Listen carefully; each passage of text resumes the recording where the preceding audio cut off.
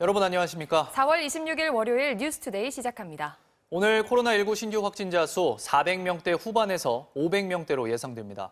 하지만 집단 감염이 계속되고 있어 확산세가 꺾였다고 보기는 어렵습니다. 방역당국은 오늘부터 일주일간을 특별방역관리기간으로 정하고 백신 접종에도 속도를 내기로 했습니다. 정진욱 기자가 보도합니다. 어젯밤 9시 기준으로 코로나19 신규 확진자는 463명. 전날 같은 시간보다는 122명이 줄면서 코로나19 신규 확진자는 400명대 후반에서 500명대 초반을 기록할 것으로 보입니다. 하지만 주말 영향이 있는 데다 최근 일주일 동안 하루 평균 확진자 수는 681.9명으로 3주째 늘어나고 있습니다. 산발적인 집단 감염이 잇따르고 있기 때문입니다. 경남 사천에 위치한 공군 제3훈련 비행단에서는 그제 간부 2명과 병사 1명이 첫 확진 판정을 받은 뒤 지금까지 8명이 줄줄이 감염됐습니다. 지난 22일 이후 해군 함정에서 34명이 확진 판정을 받은 데 이어 또 다른 군내 집단 감염입니다. 서울 강남의 한 댄스 학원에서도 모두 18명이 감염돼 200여 명이 자가격리 중입니다. 마스크 착용 등 방역 수칙을 제대로 지키지 않은 것이 원인으로 파악됩니다. 방역당국은 이번 한 주를 방역의 분기점이 될 수 있는 중요한 시기로 판단하고 오늘부터 일주일 동안을 특별방역관리주간으로 정했습니다. 공공부문은 일주일간 재택근무가 확대되고 회식이나 모임은 일절 금지됩니다. 또 최근 확산세가 두드러진 수도권과 경남권에선 다중이용시설과 유흥시설 등에 대한 집중 단속이 이루어집니다. 이번 주는 방역 분기점이 될 수 있는 매우 엄중하고도 중체대한 시기가 아닐 수 없습니다. 백신 접종에도 속도를 내기로 했습니다. 오늘부터는 30세 이상 경찰과 소방, 보건의료인 등 50만 명에 대해 아스트라제네카 백신 접종이 시작됩니다. 정부는 인구의 2배인 9,900만 명분의 백신을 확보해 물량 부족 우려를 해소한 만큼 백신과 관련된 소모적 논쟁을 중단해달라고 요청했습니다. MBC 뉴스 정준익입니다. 홍남기 국무총리 직무대행이 오늘 오전 코로나19 백신 수급 및 접종 계획에 대한 대국민 담화를 발표합니다. 행안부와 외교부, 복지부와 질병관리청 등 관계부처가 모두 참석한 가운데 정부는 백신 확보 상황과 접종 일정, 안전성 등 백신 전반에 대한 상세한 내용을 설명할 계획입니다. 정부는 앞서 화이자사의 백신 4천만 회분을 추가 구매해 모두 1억 9,200만 회분을 확보했다고 밝혔으며 홍남기 총리 대행은 집단 면역 형성을 위한 접종 목표의 3배에 해당하는 충분한 물량이라고 강조했습니다. 검찰이 지난 주말 김학의 전 법무부 차관의 불법 출국 금지 사건과 관련해 이광철 청와대 민정비서관을 불러 조사했는데요. 이 비서관은 검사에게 긴급 출국 금지를 지시한 혐의를 받고 있습니다. 이 사건과 관련해 청와대 관계자가 조사를 받은 건 처음입니다. 임현주 기자입니다. 수원지검은 오전 10시쯤 이광철 청와대 민정비서관을 피의자 신분으로 불러 10시간 넘게 조사했습니다.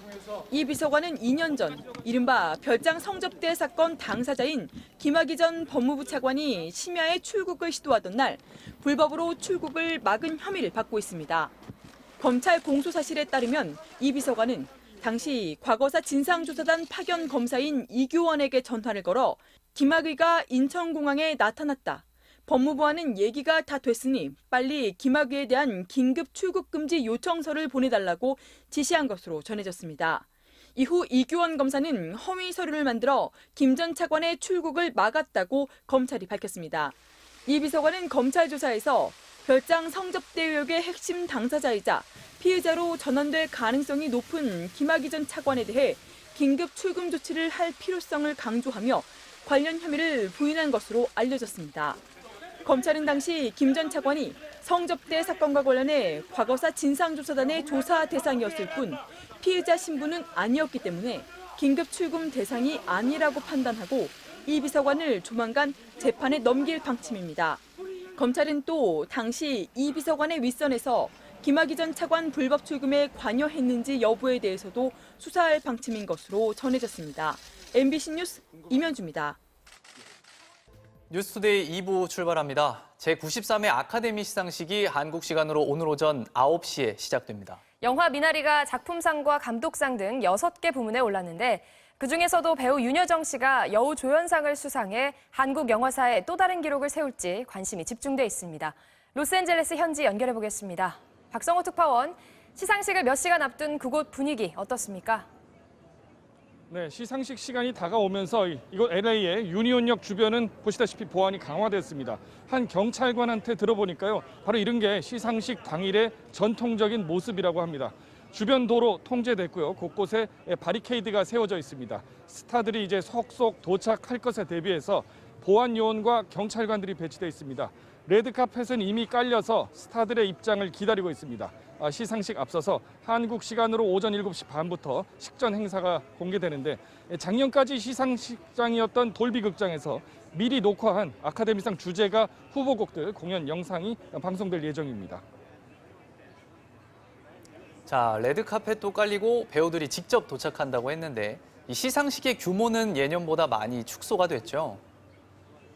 그렇죠. 코로나 때문에 보통 2월에 하던 걸 한번 연기하면서 행사 성격도 달라졌죠. 연출자 얘기 한번 들어보겠습니다. It's certainly a much more intimate affair, and I think the way that we've approached it is how do we take what might be viewed as a negative and turn it into a positive. 오는 사람 숫자가 200명 정도 되는데 예년에 돌비극장 수용 인원이 3,000명이었으니까 한 10분의 1도 안 되는 규모죠. 사회자도 없고 관객도 없고 이런 시상식에 이제 상을 주는 사람하고 받는 사람 위주가 됩니다. 마스크는 쓰지 않는다고 합니다. 친밀한 자리가 될 것이라는 이 연출자 설명은 바로 이렇게 영화인들끼리 조촐하게 갖는 축하의 장이 된다는 얘기가 되겠습니다. 이번 시상식 3막짜리 영화 같을 거다 이렇게 연출 총괄인 스티븐 소더버그 감독이 밝혔는데 원래 기차역이었던 곳에 대합실을 활용하니까 이 영화적인 상상력 뭔가 나오지 않을까 기대를 낳고 있습니다. 시상식 화면도 눈여겨볼게요. 통상적으로는 이제 초당 30프레임으로 찍는데 이것은 초당 24프레임으로 찍어서 영화처럼 보이게 한다고 합니다. 결론적으로 말해서 사람들이 다시 극장에 가고 싶게끔 한다. 이게 연출 의도인 셈이죠. 네, 윤여정 씨의 여우 조연상 수상은 거의 확실하다고 보는 분위기죠. 네, 물론 확실한 거는 봉투를 열어봐야 알겠습니다만은 분위기는 대세론입니다. 이미 38개의 크고 작은 영화제에서 상을 탔다는 게 작용하는 것 같고요. 각종 예측 사이트나 투표에서 부동의 1위인데 그나마 이제 2위로 거론되는 불가리아 출신의 마리아 바칼로바하고는 차이가 큽니다. 쟁쟁한 경쟁 상대들이죠. 글렌 클로스는 이번에 8번째 오스카 도전인데 또 아쉽게 됐다 이런 전망이 나오고 영국의 올리비아 콜먼 같은 경우는 2019년에 여우주연상을 타서 이번에는 아니지 않겠나 이런 관측이 나옵니다. 오늘 시상식 이후에 시간이 잡히는 대로 윤여정 배우의 기자회견 전해드리겠습니다. 지금까지 로스앤젤레스의 아카데미 시상식장 앞이었습니다. 통계청이 5년차 신혼부부를 조사했더니 10명 중 4명은 5년 내내 주택을 구매한 적이 없는 것으로 나타났습니다. 5년 내내 맞벌이를 한 부부가 외벌이 부부보다 주택 소유 비율은 높았지만 자녀 출산율은 맞벌이 부부가 낮았는데요. 이유경 기자가 보도합니다.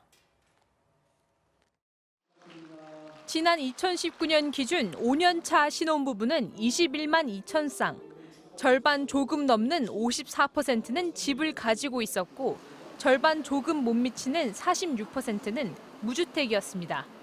10쌍 중 4쌍 이상은 5년 내내 주택을 구매한 적이 없었던 반면 10쌍 중 3쌍 정도는 결혼 1년 차에 집을 구입했습니다.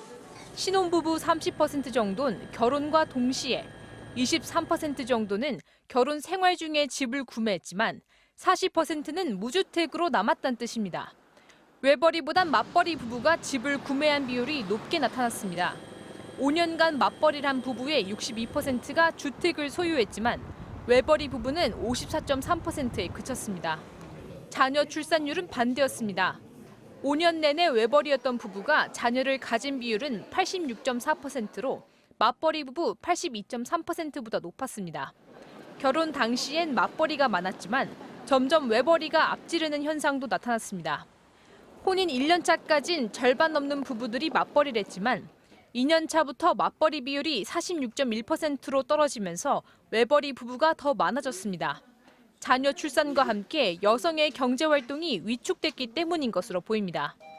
결혼 5년차 부부 중 여성의 경제활동 비율은 52.3%로 결혼 당시보다 5%포인트 줄었습니다. 자녀가 없거나 한 명인 경우는 5년간 경제활동을 한 비율이 하지 않는 비율보다 더 높았지만 자녀가 2명 이상인 여성은 경제활동 비율이 크게 줄어든 것으로 조사됐습니다. MBC 뉴스 유경입니다.